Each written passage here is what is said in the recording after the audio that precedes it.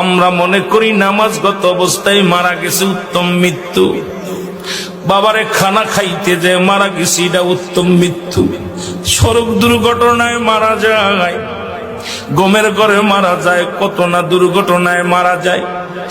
আল্লামা মুফতি আমজাদ আলী সাহেব তার কিতাবের মধ্যে লিখতে যায় বললেন, মানুষ শোনো, 70টা তাজা উটের গায়ের চামড়া জবাই না করিয়া উল্টো দিকে টান দিয়ে লবণ আর মরিচ লাগায় দিলে যতটুক যন্ত্রণা হয়, এর চাইতে 70 গুণ যন্ত্রণা হলো একটা সাধারণ মৃত্যু। এখন আমরা মরণকালে অনেকে পায়খানা করে দিই রে, মরণের সময় অনেকে প্রস্রাব করে দিই। অনেক দাদা বাবার চোখটা বড় বড় হয়ে গেছে মরণের সময়। অনেকের মরণের সময় মুসলমান শুনে নাও, অনেকের মরণের সময় এই দুটি অমুসলমান জিহ্বাটা বাইর হয়ে গেছে। তাদের মরণটা কত কঠিন হয়। সহজ মৃত্যু যদি এত কঠিন হয়, কঠিন মৃত্যুটা কত কঠিন।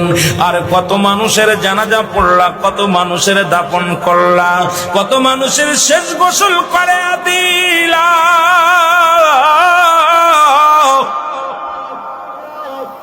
আজকে একবারও চিন্তা করলে না তোমার গোসল কে করাইবে, তোমার কবর কে খুঁড়বে, তোমার জানাজা কে পড়বে রে মুসলমান, তোমার কে তোমার দাফন করবে? আল্লাহ, এই কার জন্য তুমি সুদ খাও, কার জন্য ঘুষ খাও, কার জন্য জিনা ব্যভিচার করো, কার জন্য মিথ্যা মামলা দাও, মিথ্যা কথা বলো, কার জন্য পরের বউ ভেঙে নিয়ে যাও, কার জন্য তুমি অন্যায় পথে পা বাড়াইলা, দুনিয়ার সম্পদ করলাও। এই দুনিয়ার সম্পদ খাবে লোকে, তোমার দেহটা খাবে পোকে।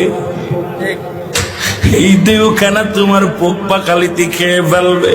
ও মুসলমান, এমন দেহ করো যে দেহটার মধ্যে পোকা লাগবে না, যে দেহটার মধ্যে কোনো পোকা মাকড় এসে লাগবে না, সাপ বিচ্ছু লাগবে না। আজকে দুনিয়ার মধ্যে পাপের রাজ্য করলাম, এই সম্পদ ছেলেরা ভাগাভাগি করে নিবে, মেয়েরা ভাগাভাগি করে নিবে, ভাই ভাগাভাগি করে নিবে, কিন্তু তোমার পাপের ভাগটা কেউ নিবে না রে মুসলমান। আজকে কেন এত পাপ রাজ্যে তোমরা পা দাও? কেন তোমরা নামাজ পড়ো না? কেন রোজা রাখো না? কেন তোমরা শরীয়তের বিধান মানো না?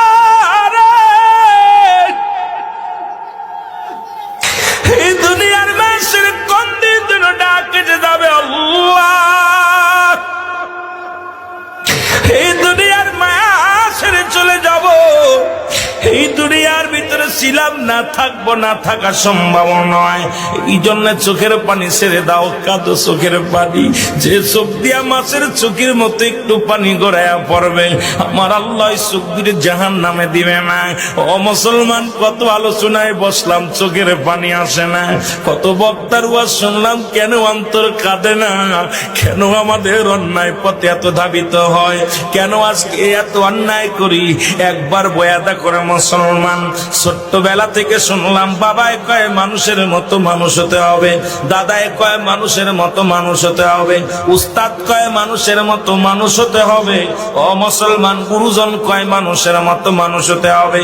আপনিও মানুষ, আপনার বাবাও মানুষ, আপনিও মানুষ, আপনার মায়ও মানুষ, আপনিও মানুষ, আপনার উস্তাদও